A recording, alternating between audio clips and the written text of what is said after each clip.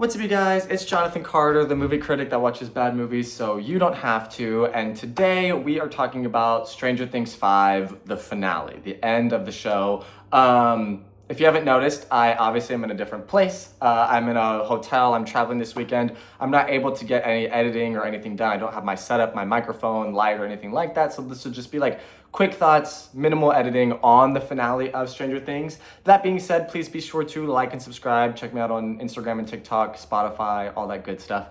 I thought the ending, the finale to Stranger Things 5, or the Stranger Things as a show, was fine. I put up a poll on my Instagram story and it seemed like asking how the finale was, what people thought, and it seemed like the general consensus was that it was just fine. The strongest aspect of the finale for me was where it ended our main cast. Like, I thought the last 20-30 minute long epilogue of the show was easily the strongest part of the finale. Not to get into spoilers, but wrapping up our main cast with the D&D game, kind of paralleling how the show started way back in season 1 almost 10 years ago, I thought was a really like an ending that packed a very strong emotional punch, and it even almost got me to kind of tear up. And I'm not even that big of a fan of the show or like have followed it all that much throughout its run.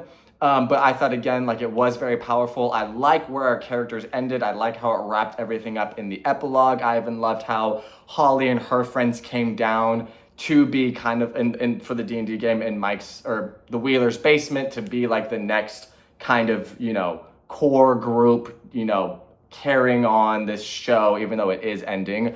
That being said, getting to the ending, like where our characters actually ended up, was not so great. That was the pretty rocky part of the finale. It was kind of a rocky road getting there.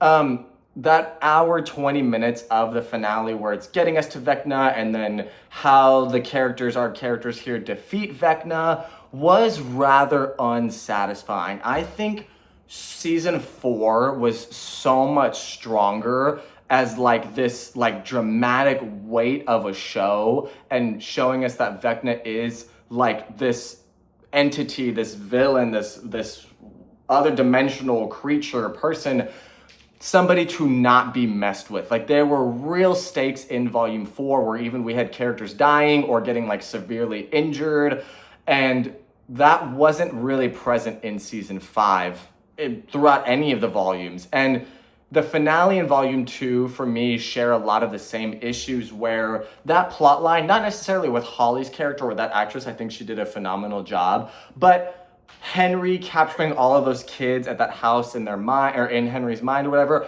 was the worst plot line of the show, right next to Elle's sister's plot line way back in season 2. I have no idea why the Duffer Brothers put that in the show, and it just ate up a lot of time in the finale that I really didn't enjoy at all. I was like, I want to spend time with these main characters before the show ends, and the epilogue did that so well, and that amazing writing and emotional ending I just wish was present in the rest of the finale, and also in most of volume 2.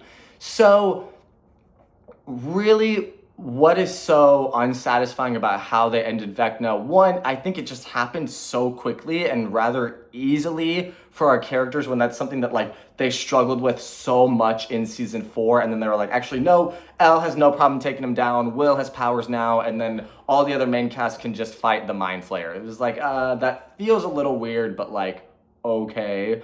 I also think really what's happened in the later part of Stranger Things, from season 3 onward, but kind of mostly in season 5 here, the characters have just turned into caricatures of themselves. They're all mostly one note. They don't get much time to shine or actually develop as characters, save for the epilogue part of the finale, which again was the strongest part of the finale, where Nancy is just now this badass Navy SEAL firing a gun, which is really cool. I don't hate that as her character, but she's not really a journalist anymore, or she doesn't have much else going on. Steve didn't really have anything. Robin, Jonathan, Mike, Lucas, nobody really had much outside of this one goal of getting to defeat Vecna in the entirety of season 5. And when you go back and watch the parallels in season 1 and 2, but really season 1, the show feels completely different, where the characters and the overall mystery are driving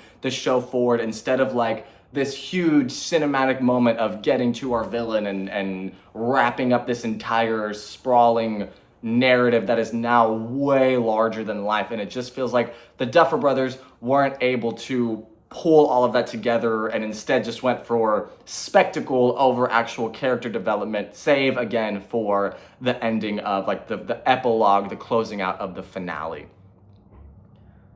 So all that being said, the finale was fine. I really didn't enjoy season 5 all that much. Like, it was okay. I thought it could be a little bit stronger. If I were to add up all of my scores for the finale in volume 1 and volume 2 and all that and average it together, it'd probably be a 6.5 or 7, which is again not bad, but I think I gave volume 8 like an 8 or volume 1 like a 8 or 8.5, which shows that the finale and volume 2 are pretty low to pull the average down by that much. I think season 4 was much stronger than season 5, and season 4 almost feels like that could have been the end of the show with how high the stakes were. So all that being said, let me know your thoughts on Stranger Things as a whole, the finale, season 5, all of that in the comments below. Was it satisfying to you? Again, I thought the ending was really great. Just getting there wasn't so great. So all that being said, please be sure to like and subscribe, you guys. Thank you all for watching this video. And as always, I will see you guys on the next one.